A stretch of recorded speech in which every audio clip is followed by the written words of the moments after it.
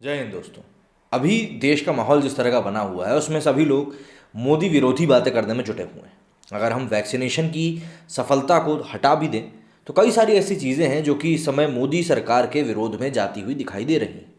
चाहे वो किसान आंदोलन की बात कर लीजिए, पेट्रोलियम पदार्थों की बढ़ती कीमत की बात कर लीजिए, कई सारी ऐसी चीज़ें हैं जो इस समय मोदी सरकार के विरोध में जा रही हैं। और एक जो हम आकलन लगाते हैं कि आम तौर पे जो भी देश की राय है उसमें कोई भी आप किसी से भी जाके भी पूछेंगे तो वो यही कहेगा कि यार अभी बहुत दिक्कत चल रही है कंट्री में।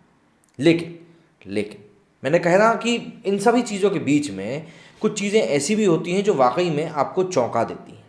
अब देश का मूड चाहे कुछ भी हो, देख के इंसान को चाहे कुछ भी लगे, लेकिन अगर किसी के अंदर कुछ चल रहा है उसे पहचानना हो तो सबसे अच्छा तरीका होता है सर्वे का।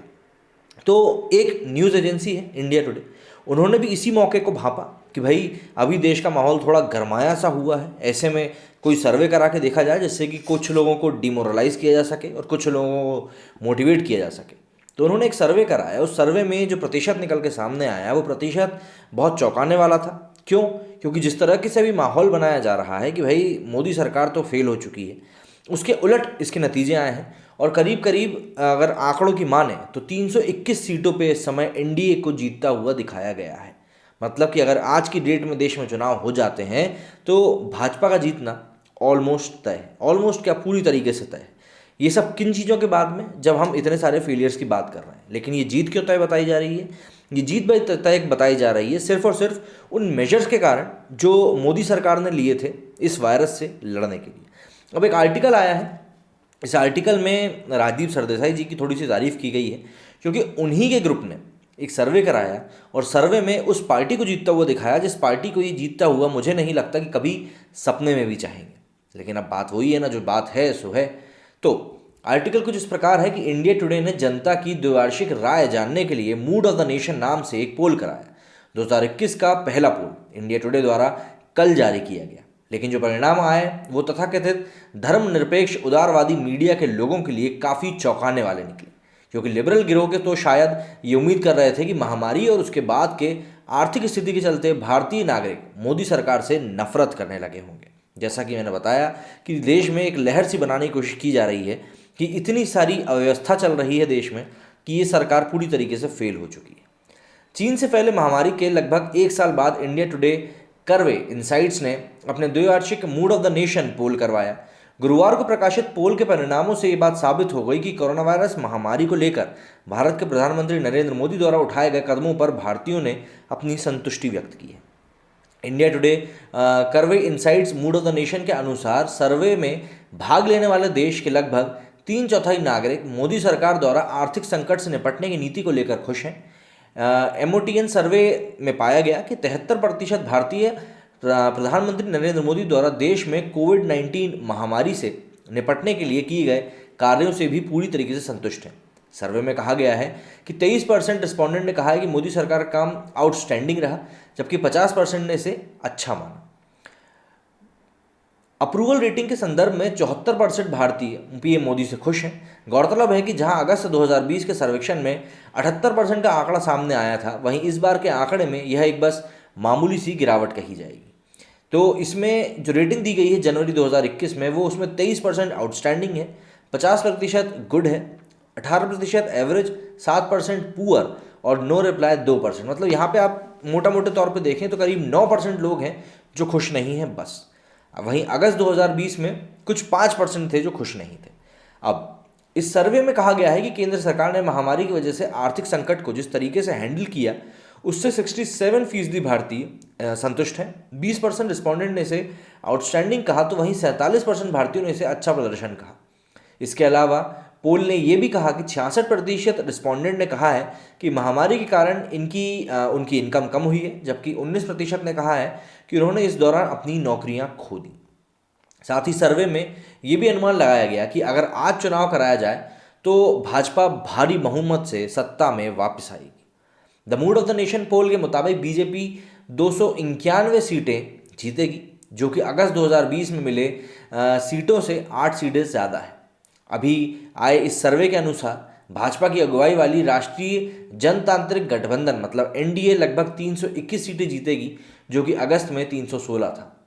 सर्वेक्षण ने गृह मंत्री अमित शाह को मोदी सरकार में सबसे अच्छा परफॉर्म करने वाले मंत्री के एक रूप में माना है।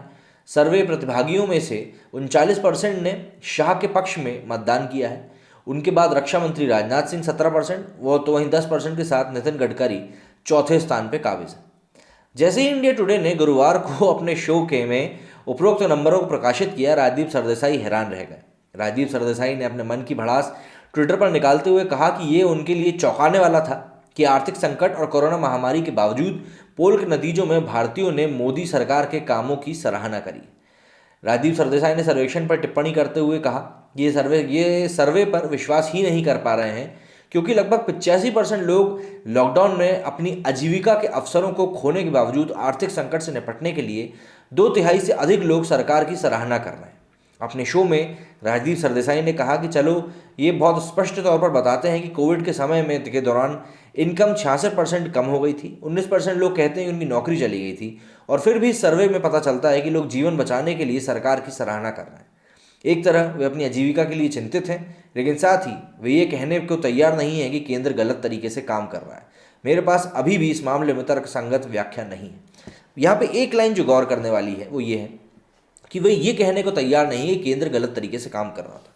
इस लाइन के ऊपर थोड़ा कॉन्ट्रडिक्शन मुझे इसलिए है क्योंकि देखिए, हो सकता है कि वो लोग केंद्र के कदमों से खुश हों, क्योंकि अब आपको मैं यहाँ पे एक छोटा सा एग्जाम्पल देकर आपको समझाना चाहूँगा। अमेरिका में जो हुआ वो हम सभी ने देखा कि ट्रंप ने इस पूरी महामारी को सही तरीके से हैंडल किया या नहीं किया। क्योंकि देखिए, भारत में सडनली लॉकडाउन लगा दिया गया था मार्च में, और लॉकडाउन लगाने के बाद जिस तरीके से स्ट्रिक्टनेस से उस चीज़ को फॉलो कराया गया, लोगों को डंडों से मार मार के भगाया गया घरों के अंदर, उस कारण ही भारतीय अंदर रहे। क्योंकि भारत की जो जनसंख्या है उसमें अगर ये महामारी फैलती तो वो एक विस्फोट की तरह होता और उसको संभालना फिर मुश्किल हो जाता, जो कि बाद के दिनों में जब धीरे धीरे लॉकडाउन को खोला गया 3-1 महीने बाद, उसके बाद ये चीज़ देखने को मिली भी कि मरीजों की संख्या बढ़ने लगी थी एकदम से। लेकिन अगर ये चीज़ मार्च में नहीं करी जाती स्ट्रिक्टली, तो ये चीज़ उस टाइम से बढ़ती, और उस समय अगर बढ़ती तो इसको वाकई में काबू करना बहुत ज़्यादा मुश्किल हो जाता। लेकिन जब अमेरिका में यही चीज़ की गई, ट्रंप ने जब कहा कि हमको लॉकडाउन लगाना है, तो टेस्ला के जो सीईओ हैं एलॉन मस्क, उनको मिला के लोगों ने इस बात के खिलाफ आवाज़ उठाई कि भाई हमारी फ्रीडम हमको प्यारी है, मास्क हमें ज़रूरी नहीं है, इस तरह की बातें की। तो यहाँ पे आप साफ तौर पे देख सकते हैं कि अगर कोई व्यक्ति सही काम कर रहा है तो आपको सही काम में साथ नहीं देना। लेकिन जब चुनाव की बारी आई तो उसी को मुद्दा बना लिया कि भाई साहब इनने कोरोना वायरस को जो है ढंग से हैंडल नहीं किया। तो इस तरीके से दोगलापंथी सामने आती है। इसलिए भारत जैसी जगह में सख्त तरीके से इन चीज़ों को फॉलो किए जाना बहुत ज़्यादा ज़रूरी है। वहीं जब मोदी जी ने थाली पीटने को कहा, दिए जलाने को कहा, तब भी कई लोगों ने उसका मजाक उड़ाया कि भाई ये जो चीज़ें हैं ये फालतू चीज़ें हैं, लोगों का ध्यान भटकाने वाली चीज़ें हैं। लेकिन आपको एक तरफ ये भी देखना होगा कि ये सब चीज़ें हम कर रहे थे सिर्फ और सिर्फ अपने जो वॉरियर्स थे कोविड के, उनकी एक प्रोत्साहना करने के लिए, उनको उनका अभिवादन व्यक्त करने के लिए कि हाँ भैया हम आपके आभारी हैं। तो इन चीज़ों को एक इमोशनल इंसान ही समझ सकता है, जो अपने घर परिवार से जुड़ा हुआ हो, मिट्टी से जुड़ा हुआ हो, जिससे राजनीति से संबंध ना रखता। ऐसे में देश की आर्थिक व्यवस्था देखिए, जब संकट आया हुआ है, सामने दिख रहा है, ऐसे में सरकार भी ज़्यादा कुछ नहीं कर सकती। अब आप इस बात से एग्री करें या ना करें, लेकिन अगर काम धंधे ही नहीं हो रहे हैं तो भाई आखिर वो कैसे बचा लेंगे आपकी नौकरी? आप ज़रा खुद सोच के देखिए इस बारे में। और फिर बात वही आ जाती है कि ऐसे समय में ही ये समझ में आता है कि आप अपने आप में कितने ज़्यादा टैलेंटेड हैं। मैं अगर अपनी बात करूं तो मैं कभी भी अपनी आजीविका के लिए सरकार के ऊपर डिपेंडेंट नहीं होता हूं।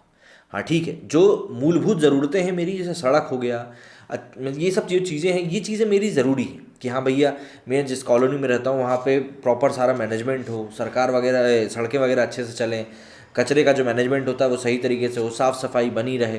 तो ये सब जो चीज़ें हैं ये मेरी मूलभूत ज़रूरतें हैं, और अगर मैं टैक्स पेयर हूँ तो मैं चाहूँगा कि ये सब चीज़ें सही तरीके से सुचारू रूप से चलती रहें। वो सब चीज़ें अपनी जगह सही हैं। लेकिन अगर मैं ये उम्मीद करूँ कि मेरी नौकरी चली गई है तो और सरकार मेरे को नौकरी ला के दे, तो देखिए वो कहीं ना कहीं गलत होगा। क्योंकि महामारी के समय में जब कोई चीज़ आउट ऑफ कंट्रोल हो रही है और ये समझ में भी नहीं आ पा रहा है कि उसको क्योर कैसे करें, ऐसे समय में इन चीज़ों की तरफ उंगली उठा के सामने वाले को गाली देना, वो मतलब ये बचकानी हरकत कहलाती है और खिसियाई हुई बिल्ली की भी हरकत कहलाती है। अब राजदीप सरदेसाई जी काफ़ी बड़े जर्नलिस्ट हैं, काफ़ी सीनियर हैं। ऐसे में उनको ये चीज़ समझना चाहिए कि जो चीज़ आपके मन मुताबिक नहीं हो रही है, ज़रूरी नहीं है कि वो हमेशा गलत हो सकता है आप भी गलत हो। खैर ठीक है, ये चीज़ें भी आप समझते समझते समझ ही जाएंगे, और नहीं भी समझेंगे तो क्या ही समझ लेंगे। उम्मीद करता हूँ जो बात मैं आप लोगों को समझाना चाहता था आप समझ गए होंगे। मेरे इस वीडियो में फिलहाल इतना ही। जय हिंद, जय भारत।